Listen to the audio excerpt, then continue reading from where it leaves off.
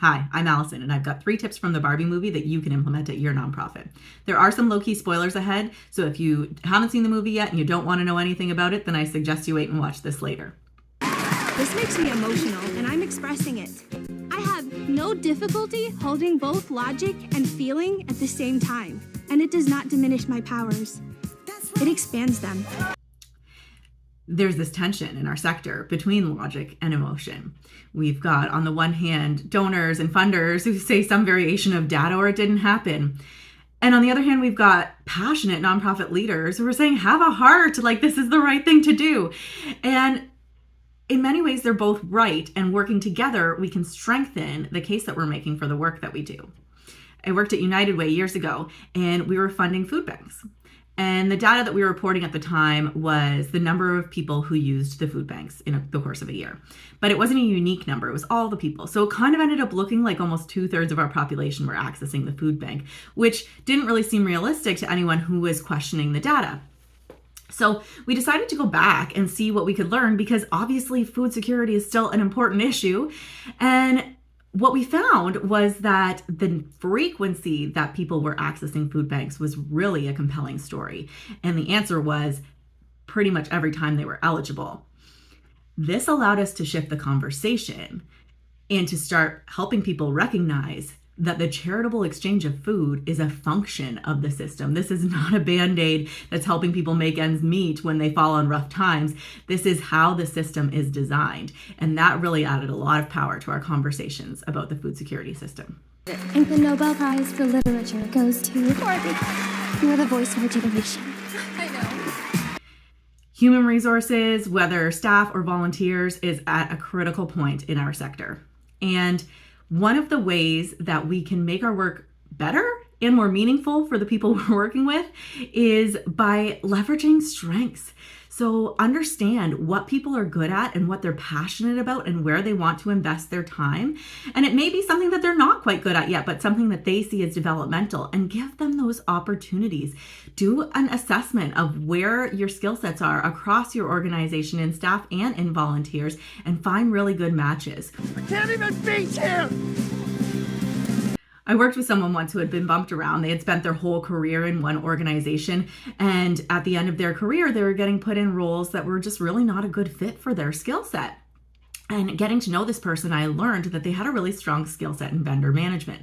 So I was organizing an event, and I asked if that person could be part of my team. And they flourished. They did such an amazing job that there was actually a crisis on the day of the event that we did not know about it until the end of the event, when our most senior leader, who was affected by this crisis, told us about how quickly it had been resolved, because this person was really good at that job. And so engaging people in the work that they find meaningful and that helps them build confidence is a great way to retain staff and to recruit staff, because that word travels. So know what people are good at, but also reflect yourself and understand where you have gaps in skill sets and where you can bring people onto your team to improve the work that you're doing. Now, sometimes this means creating space for people to do that work, because just piling more work on someone does not have a good impact. So it may mean that you're reducing someone's caseload so they can work on some policies, because that's something that they're passionate about. But find ways to give people work that they find meaningful, and it shows that you respect them, that you understand them, and that you care about them, and that they're a valuable part of your organization. Like, we have to always be extraordinary. But somehow we're always doing it wrong. Last but certainly not least, we need to acknowledge the cognitive dissonance that we experience every single day. This system is not designed for the people that we are most often supporting. And sometimes that's even reflected within our organizations, within our policies, within the work that we're doing, and within the way that our staff are engaged in the sector. We are unable to pay our staff decent wages a lot of the time, wages that reflect the expertise and the education that they bring into your organization. And that doesn't mean that you don't value them. So you can acknowledge that I think you're wonderful and I think you're doing a good job, and I also think you deserve more money, and I'm at a loss as to how to bring that to you right now. But some of the efforts you are making, you can share with them, such as building relationships with funders who get it, trying to improve your data collection so that you can make the case for increased staff wages. The other cognitive dissonance that happens beyond the system level is also within ourselves. So I was having a conversation years ago and someone brought up the idea that race is a social construct. And my immediate thought was, but diabetes. And then I went, oh, because the outcome is a function of the system. And so I realized that I had this inherent bias that I needed to check.